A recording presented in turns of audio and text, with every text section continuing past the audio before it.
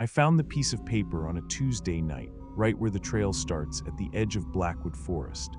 I want to say I felt something right away, some cold feeling down my spine, but that would be a lie. I just felt tired. I had just clocked in 8 hours at the warehouse, and I still had the walk home ahead of me, and my legs already hurt, and my eyes already felt like sandpaper. I was not thinking about ghosts. I was thinking about my bed. The paper was stuck to a tree with a thumbtack folded twice, damp at the corners like it had been out there a while, through rain, through some kind of weather. I almost walked right past it.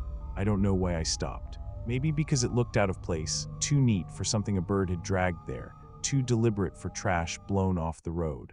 I pulled it loose and unfolded it under my flashlight.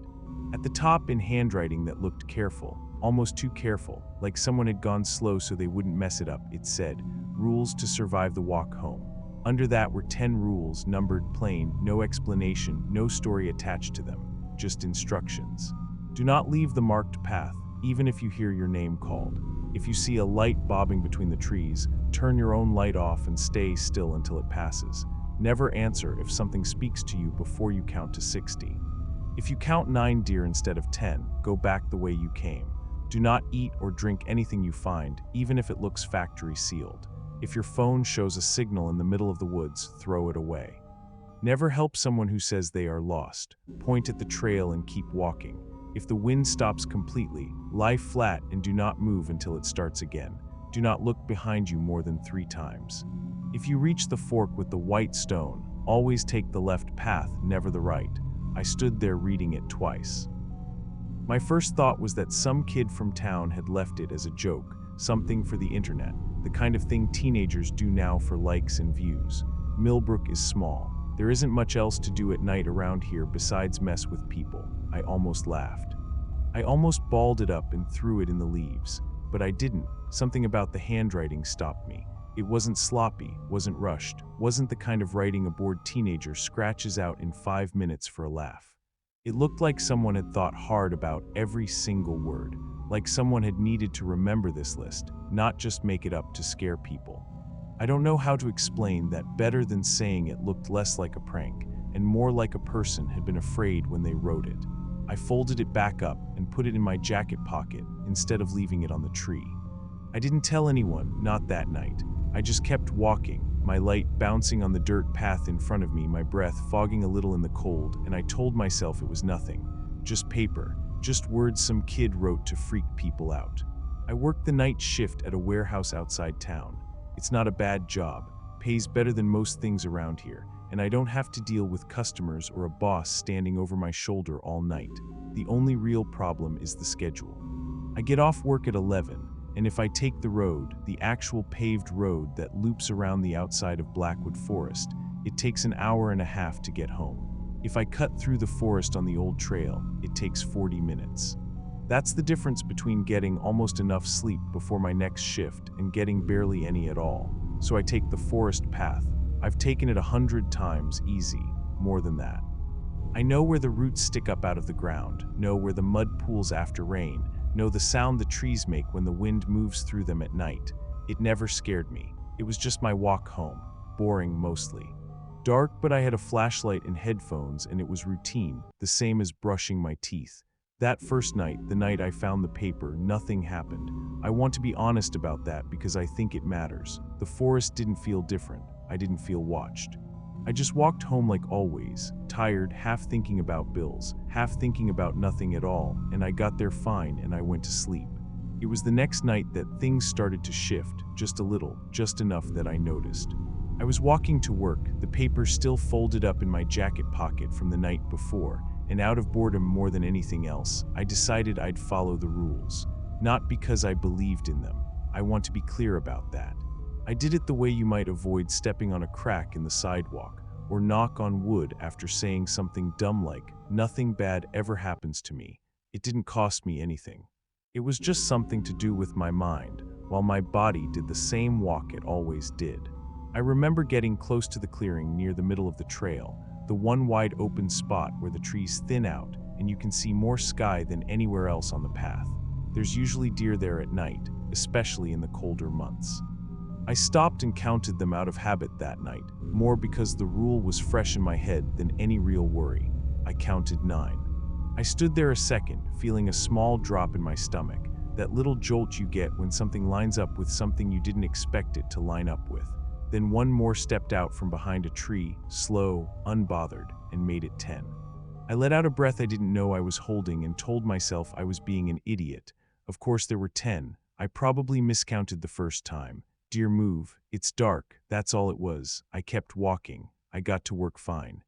Nothing else happened that night, but somewhere in the back of my head, a small thought had started, quiet, easy to ignore for now. What if the person who wrote this list actually needed it? What if they weren't messing around? I didn't think about that thought too hard.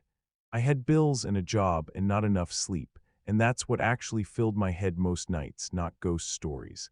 The second real night, the one that changed something in me, my shift ran long. We had a truck come in late and everything got pushed back, and by the time I clocked out, it was almost midnight instead of 11.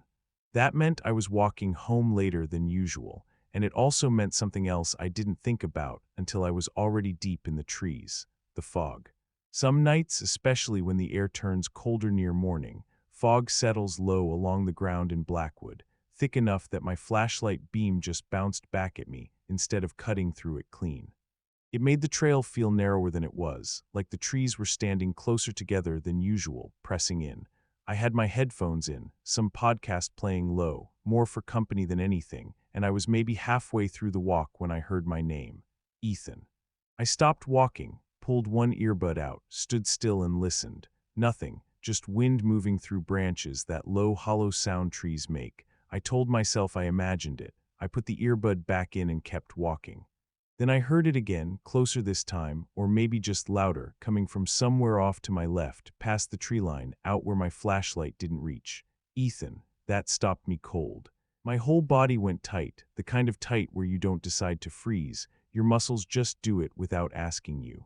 My first thought, and I want to be honest about this because it says something about who I am, was that someone was hurt out there. That's just how my head works. If I hear someone calling my name in the dark, my instinct isn't fear first, it's worry. Is someone lost? Is someone hurt? Do they need help? I actually took a step off the path toward the sound before I stopped myself. And that's when I remembered the paper in my pocket. Rule 1. Do not leave the marked path even if you hear your name called. I stood there, 1 foot basically off the trail already, torn in half between two instincts. Every decent part of me wanted to go check, wanted to call out and ask if someone needed help. But there was this other part, quieter, colder, that kept repeating the rule in my head like it had teeth in it. I decided to test it. That's the word I used in my head at the time, test, like I was doing some kind of experiment, instead of standing alone in fog in the middle of the woods at midnight. I told myself it cost me nothing to just keep walking, that if it really was a person in trouble, they'd probably still be there, or I could call for help once I got to the road, and if it was nothing then I'd lost nothing by not chasing a sound in the fog. I did not answer. I did not step further off the path. The voice called out one more time, and then a third time, fainter, like it was moving away, or like whoever it belonged to had given up. Then it stopped completely. I stood there another minute, my heart going hard in my chest, before I made myself keep walking. I walked faster than usual the rest of the way, my light jerking around every time a branch moved, and by the time I got home I was sweating even though it was cold out. I told myself it was an owl. I actually looked it up when I got inside, still keyed up, sitting on the edge of my bed with my laptop open instead of sleeping. Turns out there's a whole list of animal sounds that get mistaken for human voices, especially at night, especially through fog, which distorts sound in weird ways, bends it, carries it further than it should go, makes it sound like it's coming from somewhere it isn't. I read through a few forum posts from other people describing the exact same thing, hearing their name called in the woods, finding out later it was probably some bird or the wind moving just right through a gap in the trees. I felt a little better after that. Not much, but enough to sleep. Over the next couple weeks, things kept happening. Not big things, small things, spaced out, easy to explain away one at a time, but harder to ignore once you started stacking them up in your head. One night I saw a light out between the trees, off the path, bobbing slow like someone carrying a flashlight was searching the ground for something they'd dropped. Rule 2 came into my head before I even had time to think it through, and I clicked my own light off and crouched down near the base of a big oak, staying as still as I could manage with my heart hammering in my ears. The light moved for what felt like a long time. I didn't check my phone, so I can't say exactly how long, but it felt like 10 minutes at least, this slow side-to-side sweep, like someone was looking for something small on the ground, or like someone was looking for someone. My mind went through every explanation it could reach for. A hunter, maybe, out checking a trap line, though hunting wasn't in season and it felt like a strange hour for it. Kids messing around, though I never heard any voices, no laughing, nothing that sounded like teenagers being teenagers. Someone who'd gotten lost hiking and was trying to find their way back to a trailhead. Or, and this thought came in uninvited, sitting there crouched in the dark with my light off, making myself as small and as quiet as I could, someone looking specifically for me. I didn't like that thought. I pushed it down.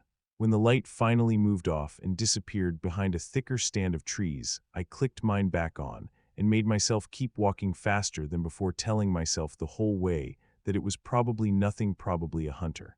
Probably kids, probably anything other than what my gut was starting to whisper at me. I started looking at the tree where I'd found the note more closely each night, like I expected something new to be there. I didn't tell anyone about any of this yet. Not my girlfriend Dana, not my coworkers. It felt stupid to say out loud. A grown man, scared of a piece of paper and some noises in the woods. I could hear how it would sound if I said it, and I didn't want to sound like that. But I did ask Harlan. Harlan's an older guy at the warehouse, been in Millbrook his whole life, one of those men who knows everybody and everything about the town without ever seeming like he's trying to find things out. He drives a forklift, mostly keeps to himself, but he's easy to talk to if you catch him on break. I brought it up careful, half joking, said something like, "Hey, you ever hear of people leaving weird notes out on the Blackwood Trail? Like rules for walking through at night?" Harlan went quiet for a second, longer than a second actually, long enough that I noticed it. Then he said, "You found one of those." Not a question, a statement. I told him, yeah, found a paper stuck to a tree, 10 rules on it, didn't think much of it at first. Harlan set down his coffee and looked at me in a way he hadn't before, like he was deciding how much to say. "There was a girl," he said, "Casey Doyle, worked the same shift you work now years back. Used to walk that same path home, same as you, because she didn't have a car and the road route took too long. One night she just didn't make it home." I felt something cold settle in my stomach. "They ever find her?" I asked. He shook his head. "Never did. Case is still open, far as I know, but nobody's touched it in years. Around here, it kind of turned into one of those stories. Parents used it to keep their kids out of the woods at night. Don't end up like Casey Doyle, that kind of thing. And yeah, I remember hearing something once about notes on the trail, rules, warnings, whatever you want to call them. Figured it was some kid being morbid about it, honestly. Making light of something bad because that's easier than thinking about it straight. I asked him if he still had the notes or knew who wrote them, and he just shrugged, said it was a long time ago. Said he didn't pay it much mind because he'd stopped walking that trail himself years back, said the road route was slower, but at least it was lit. I didn't sleep much that night, thinking about it, not because I believed in ghosts. I want to say that again because it matters to how I felt about all of this. I didn't think Casey Doyle was haunting the woods, leaving notes on trees. What kept me up was something worse than that, something with no supernatural explanation at all. What if a real person wrote those rules because they needed them to survive something real? What if I was walking the same path that swallowed a girl 8 years ago, following instructions that either failed her or instructions written by whoever took her, meant to control people like me? That thought didn't let go easy. I started digging after that. Not obsessively, not at first, just quiet searches on my phone during breaks, in bed at night when I couldn't sleep anyway. I found an old newspaper article, short, a few paragraphs confirming what Harlan told me. Casey Doyle, 23 at the time, worked nights at the same warehouse I work at now, though the company that ran it back then had a different name. She was last seen leaving work a little after 11 at night, never made it home. Search parties went out for weeks. Nothing, no body, no real leads. The case went cold and stayed cold. Reading that article made the whole thing feel different than it had before. Up until then, some small part of my brain had let me treat this like a story, a spooky thing happening to me that I could feel scared about and then set aside. Now it had a real person attached to it. A real person who had walked the same dirt path I walked every night, who had probably passed the same trees, the same clearing, maybe even the same fork with the white stone, and who had never come home. I started paying closer attention to town in a low-key way. I didn't want to seem obsessed, didn't want people thinking I'd lost it over some notes and a rumor, so I kept it casual. I stopped by the diner one afternoon before my shift and got to talking with one of the older waitresses there, a woman named Ruth who's worked that counter longer than I've been alive. I brought up Casey's name careful, said I'd heard about her disappearance, was curious. Ruth's face changed a little when I said the name. She remembered Casey. Said she was a quiet girl, kept to herself, always polite, always walked because she never had money for a car and the bus didn't run late enough for her shift. Said around that same time, there'd been talk of someone hanging around the edges of town at night, watching houses, though nothing ever came of it. No one was ever caught. No one was ever even really identified.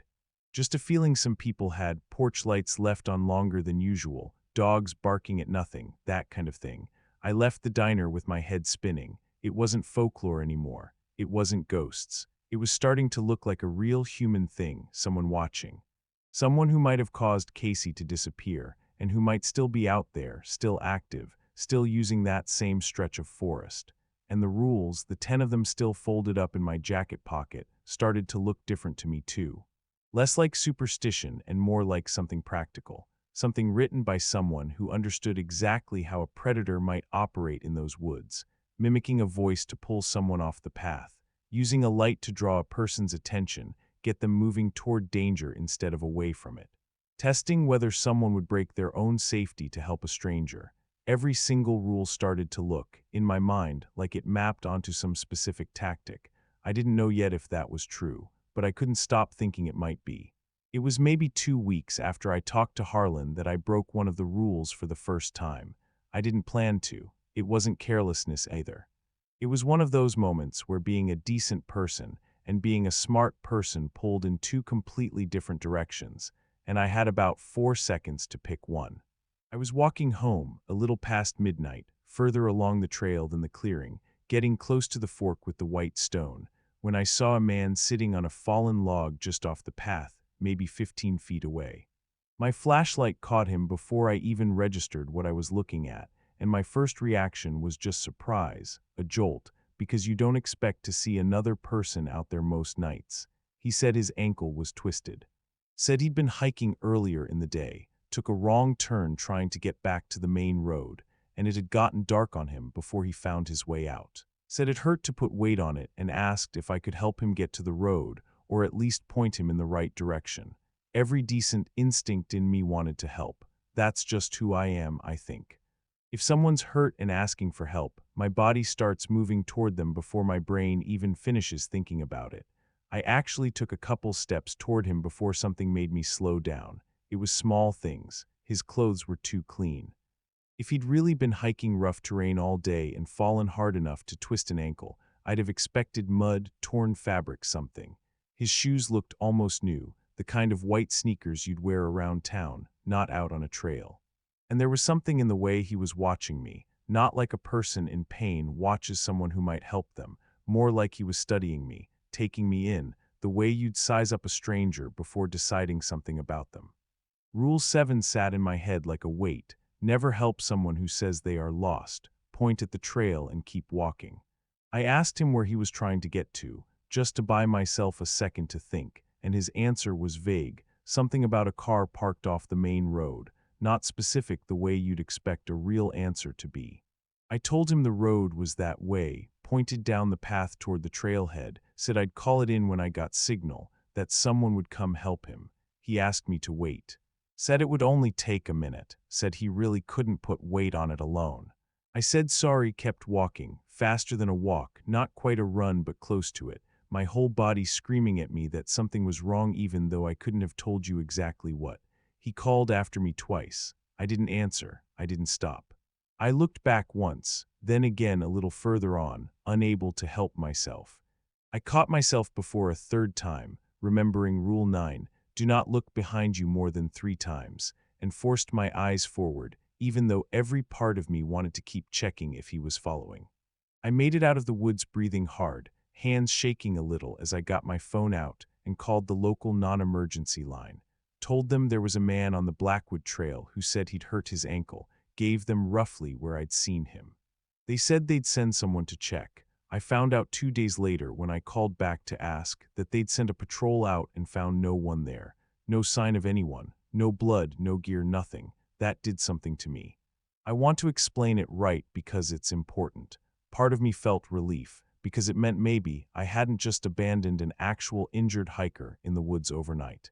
But a bigger part of me felt something closer to dread, because if he wasn't really hurt, if he wasn't really lost, then what was he doing out there, and why did he leave before anyone came to check?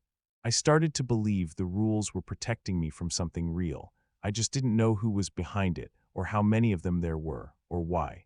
Things at home started to shift around this time too. Dana noticed before I ever said anything to her. We'd been together 2 years long enough that she could read me pretty well, and she started asking why I kept checking the windows at night, why I flinched at small sounds I never used to notice. Why I looked so tired all the time even on nights I wasn't working. I didn't tell her everything, not at first.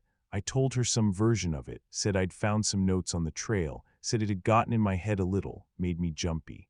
I left out Casey Doyle. I left out the man on the log.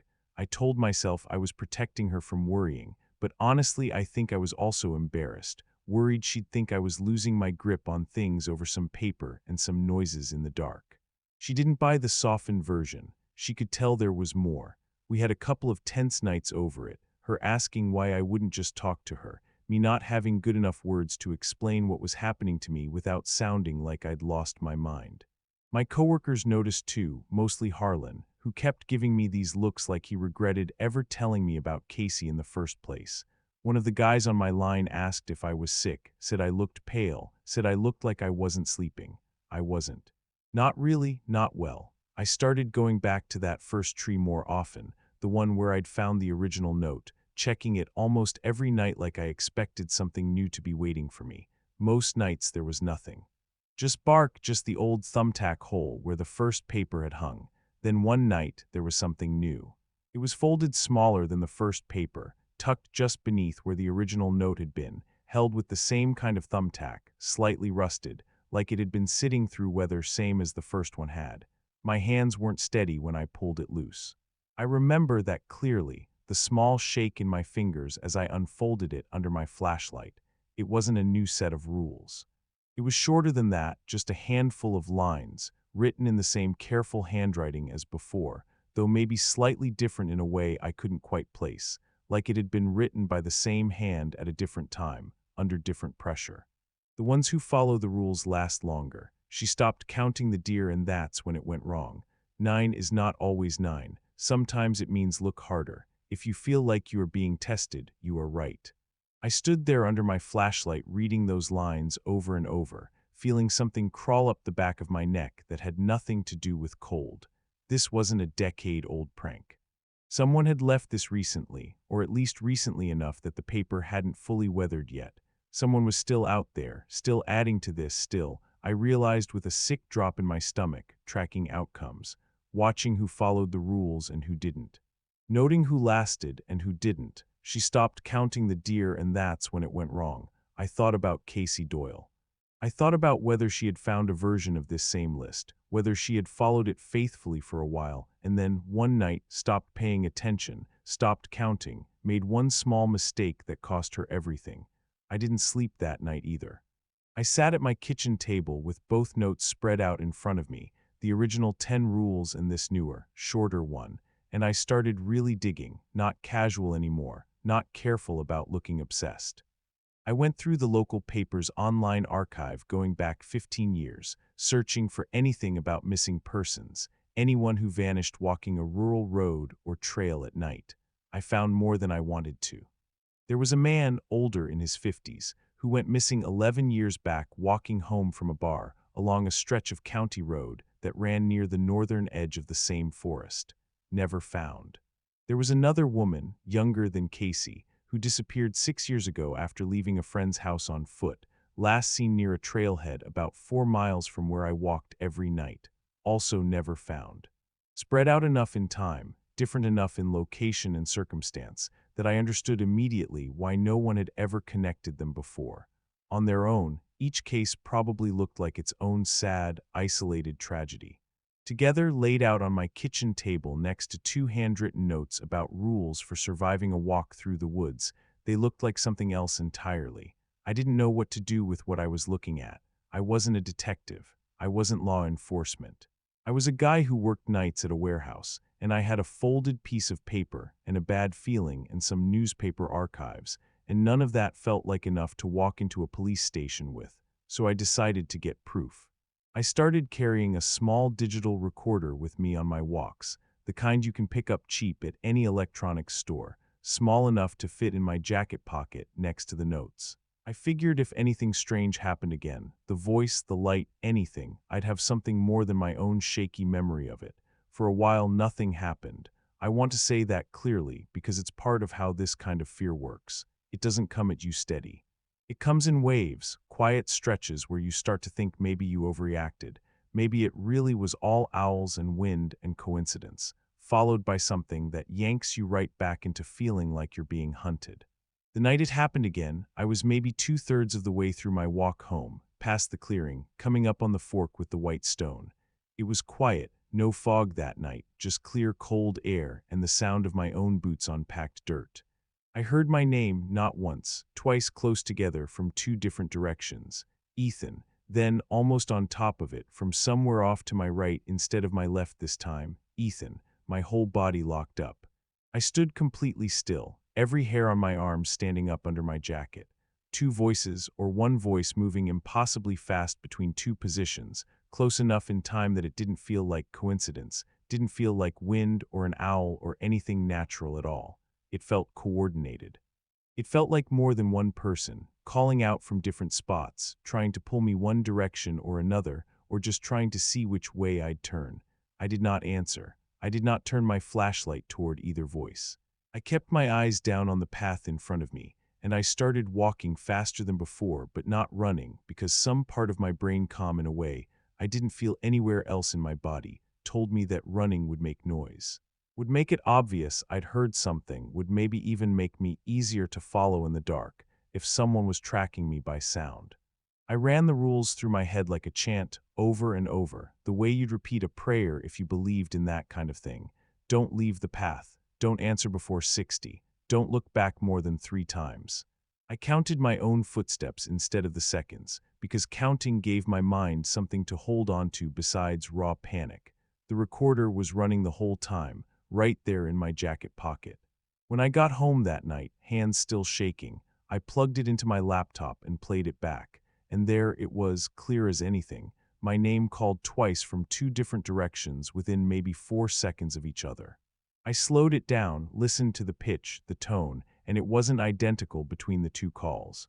Not exactly. Close, but with enough difference that it didn't sound like one person's voice bouncing off different trees. It sounded like 2 people, or one person disguising their voice slightly between calls, trying to make it seem like there was more than one. Either way, it wasn't wind. It wasn't an owl. It was human. That was the night I decided to go to the police. The officer who took my statement was a tired-looking man named Deputy Reyes, maybe in his 40s, the kind of face that looked like it had heard a lot of strange stories over the years and had learned to listen patiently without giving much away. I brought everything.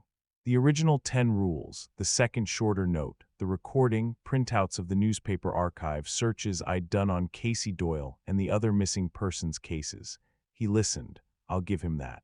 He didn't laugh me out of the station or treat me like I was wasting his time, which was more than I expected, honestly. But when I finished, he leaned back in his chair and rubbed his face and gave me the kind of answer I think I already knew was coming, even if I didn't want to hear it. He said the notes, strange as they were, weren't evidence of a crime on their own. Said the recording was suggestive, unsettling even. He admitted that much, but it wasn't proof of anything specific, just 2 voices calling a name in the woods at night, which legally wasn't a crime he could act on. Said Casey Doyle's case was technically still open, but cold, no active leads in years, and that nothing I'd brought him connected clearly enough to reopen it in any official way. Said the other missing persons cases I'd found, while genuinely tragic, were spread out enough in time and location that connecting them required more than a gut feeling and some coincidental timing. He wasn't unkind about it. He told me straight that if I felt unsafe using that trail at night, I should take the road route instead, even if it cost me more time, and he said he'd log everything I gave him for their records, and that they'd try to increase patrols near the trailhead when they had the manpower for it. He gave me a card with his direct line, told me to call if anything else happened, said he took it seriously even if there wasn't much they could officially do yet. I left feeling frustrated, but also, somewhere underneath that, understanding him completely. If someone had brought me the same folder of information a month earlier, before any of this happened to me directly, I probably would have had the same reaction he did. It wasn't enough. Not yet. I switched to the road route that same week. It was worse than I expected, in ways that had nothing to do with fear and everything to do with just plain exhaustion. The road loop around Blackwood added almost an hour each way compared to the forest trail, which meant I was losing nearly 2 hours of sleep every single day I worked. The road itself wasn't great either. No sidewalk for most of it, no streetlights once you got past the edge of town, just gravel shoulder and headlights from the occasional truck passing too fast in the dark. But at least it was open. At least I could see further than my flashlight beam. At least there weren't trees pressing in on both sides, no fog settling low around my ankles, no fork with a white stone that I had to decide, every single time, whether to trust. The toll it took built up fast. I started falling behind at work, small mistakes at first, miscounted pallets, slower pace than usual, the kind of thing that gets noticed even if nobody says anything directly. My supervisor pulled me aside once, asked if everything was okay, said I didn't seem like myself. I told him I was just tired, which was true, just not the whole truth. Dana and I fought more during that stretch too. Not big blowout fights, just this constant low simmer of tension. Her frustrated that I wouldn't fully open up about what was going on, me frustrated that I couldn't find the words to explain it without sounding unstable. She'd ask what was wrong and I'd say nothing, and we both knew that was a lie, and neither of us knew how to push past it. I started sleeping badly even on nights I wasn't walking anywhere, my mind running through the recording, through the two voices, through the man on the log with his two clean shoes, through the newer note about the deer, over and over until sunrise. I told myself I'd stick with the road route no matter what. I meant it too at the time. Then about 2 weeks in, my shift ran late again. It wasn't dramatic, the reason. Just a normal supply chain headache, a truck that showed up hours behind schedule. Extra hands needed to unload it before the next shift started me volunteering, because it meant a little extra pay, and because saying no to my supervisor, after already looking unreliable for weeks, felt like a risk I couldn't afford. By the time I clocked out, it was almost 1 in the morning, well past the point where the road route felt safe to walk alone. That stretch of county road had no lighting at all past the edge of town, and at that hour there was barely any traffic to make me feel less alone out there. No witnesses if something happened, nobody around at all. I stood outside the warehouse for a long minute, phone in hand, running through my options. Calling Dana to pick me up wasn't really possible. She'd taken a sedative for a migraine earlier that night and wouldn't wake for anything short of the house catching fire. A cab wasn't really a thing that existed reliably in Millbrook, not at 1 in the morning, not for the kind of money I had to spend on it regularly. Waiting until sunrise to walk the road route meant sitting around the warehouse parking lot for hours, which felt its own kind of exposed and strange. I thought about the forest, 40 minutes instead of 90. Familiar ground, even if that familiarity now came loaded with everything I'd learned since finding that first note. I told myself it would be one time, just this once, because circumstances left me no better option, and then I'd go straight back to the road route after. I prepared as best I could before I started walking. I had a strong flashlight, one of those tactical ones a guy at work had sold me cheap, brighter than my phone light by a lot.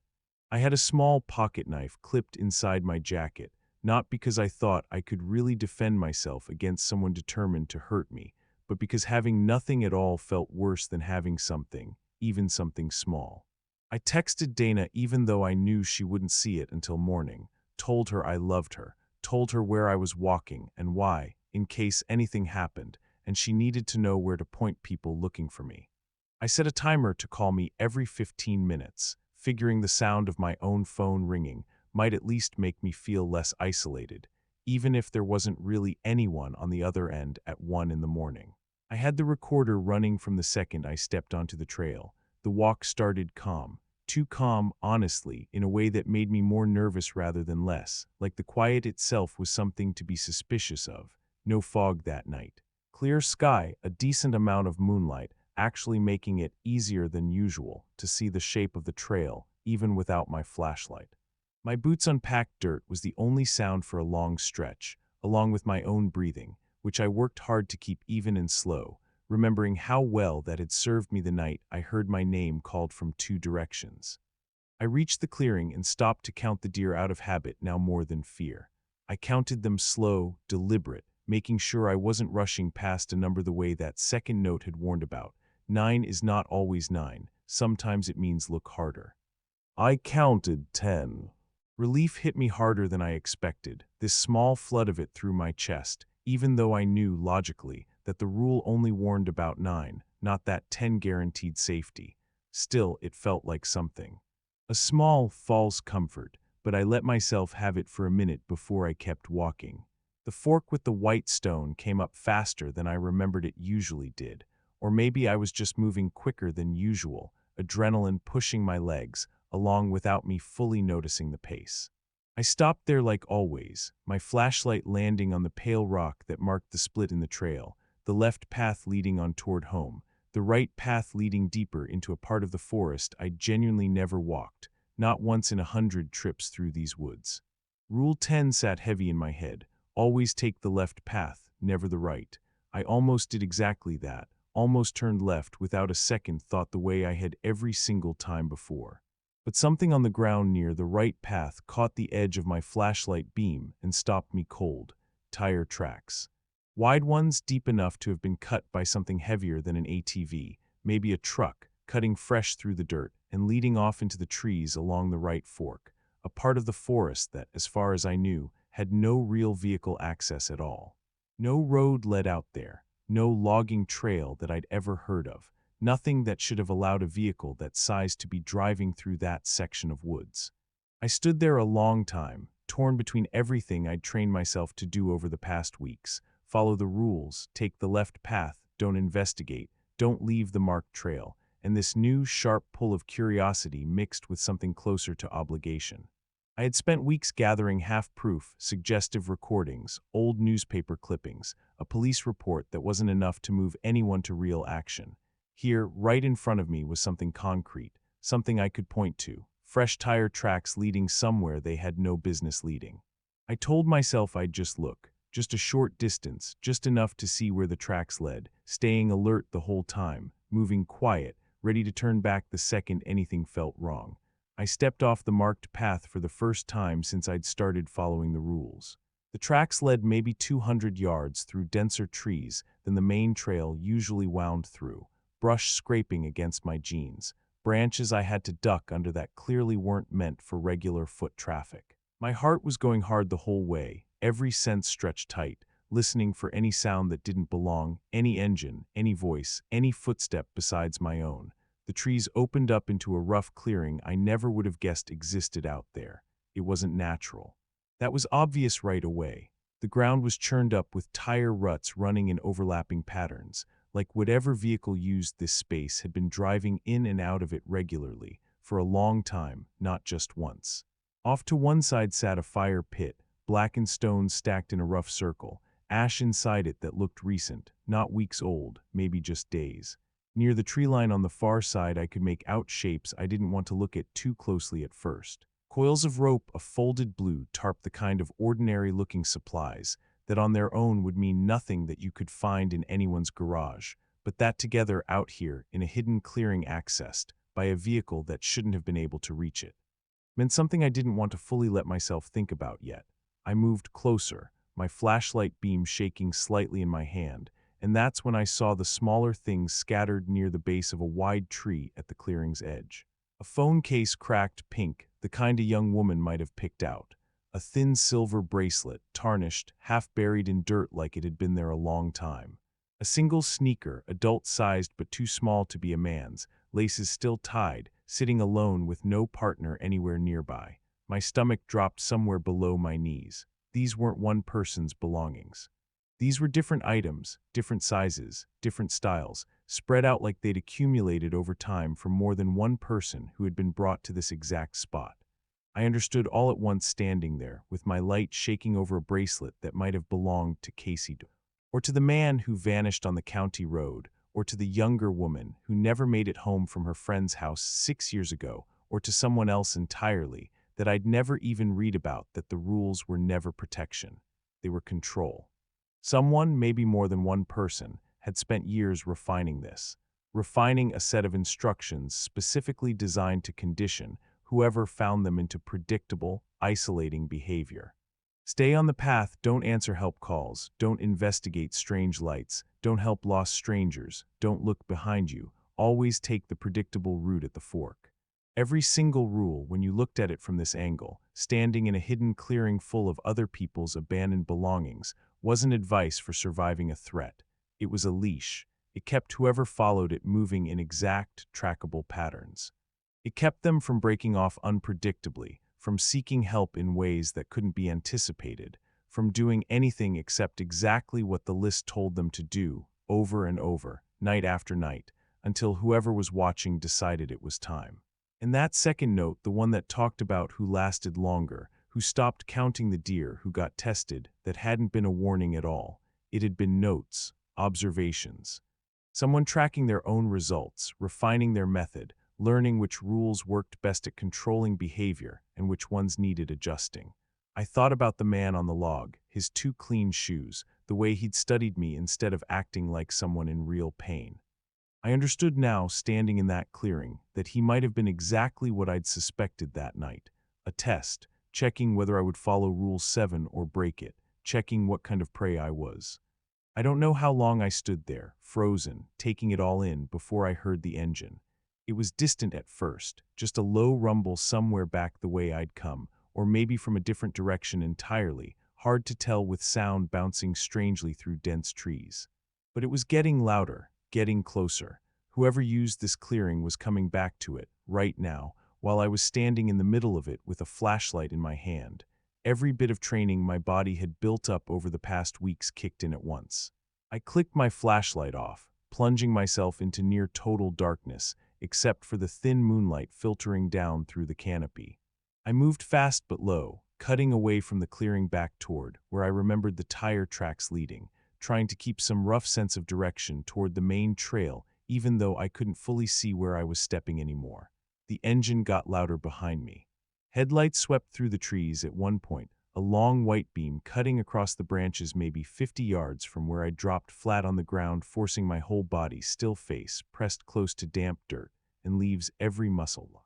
Breathing as shallow and quiet as I could manage, while my heart slammed against my ribs hard enough that I was half convinced whoever was out there could hear it.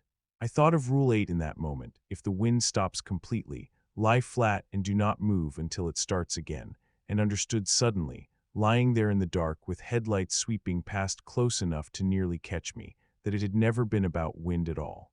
It was about exactly this: stay motionless if you sense you might be seen, disguised in strange, almost supernatural-sounding language, but underneath it, just simple, brutal, practical advice for staying alive if you ever found yourself hiding from someone hunting you in these woods. The headlights passed without catching me. I heard voices then, two of them low, talking to each other in tones I couldn't fully make out from that distance, though a few fragments carried on the still air. Something about whether they'd seen someone, something about checking the clearing. I couldn't tell if they knew for certain someone had been there, or if it was just a routine check, a habit of caution built from years of doing this without getting caught. I stayed flat on the ground far longer than felt necessary, until the engine sound faded enough that I could convince myself it had moved off, back the way it came, deeper away from where I was hiding.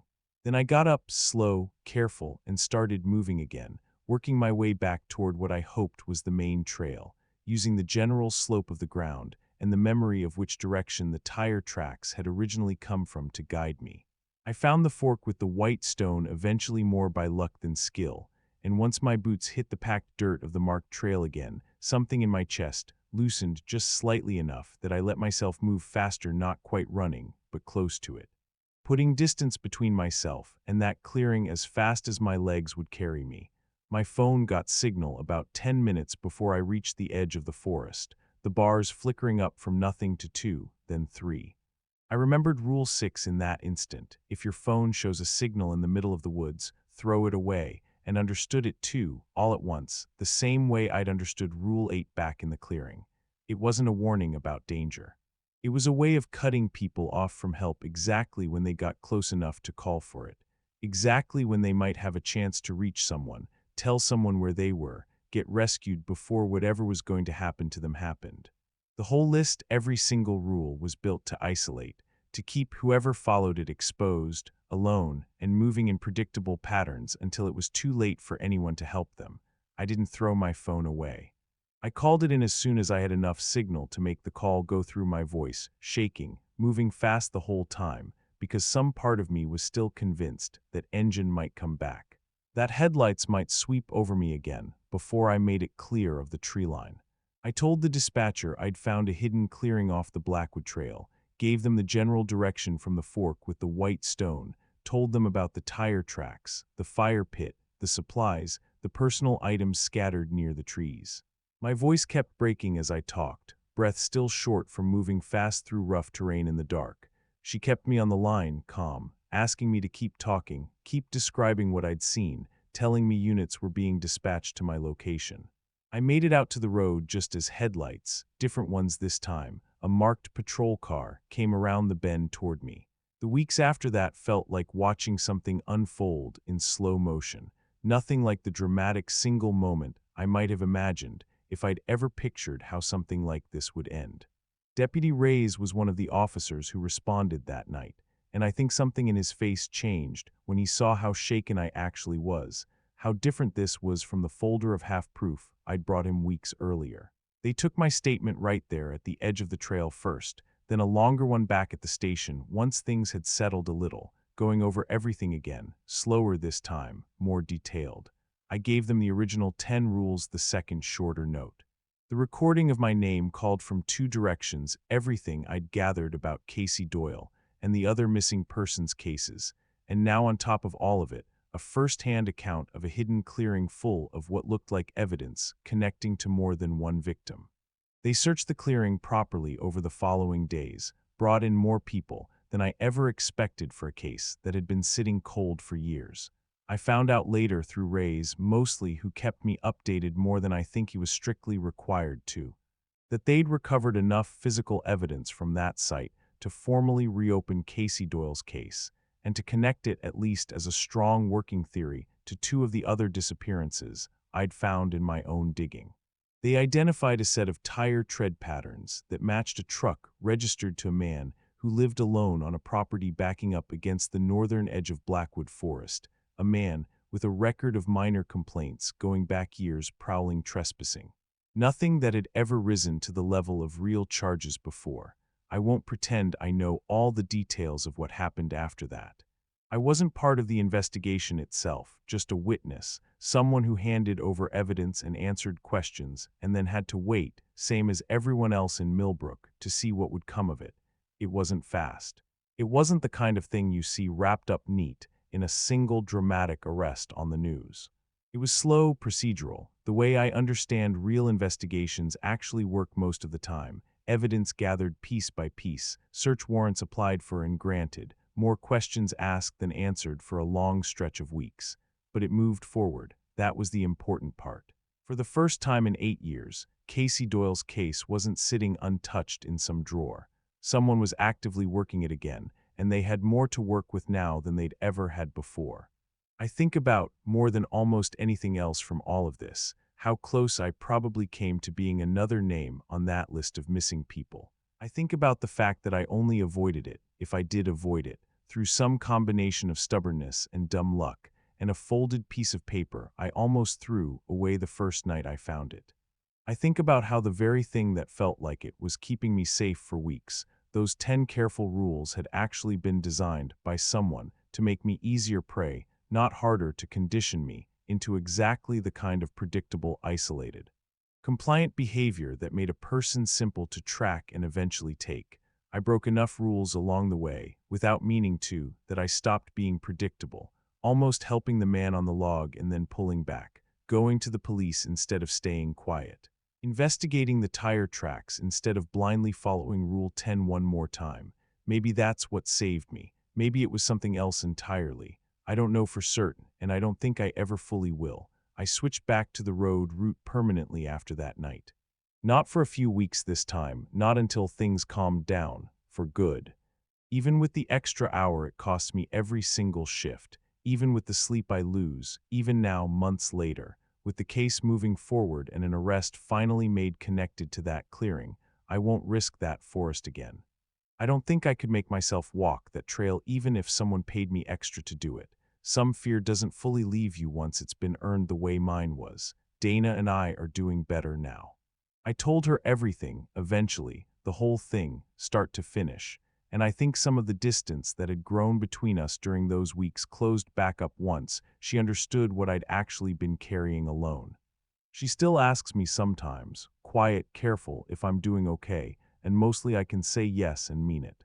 A few weeks back, I saw a short piece on the local news confirming an arrest connected to the site off the Blackwood Trail, tied formally now to Casey Doyle's case, and at least one of the others. It wasn't a big story.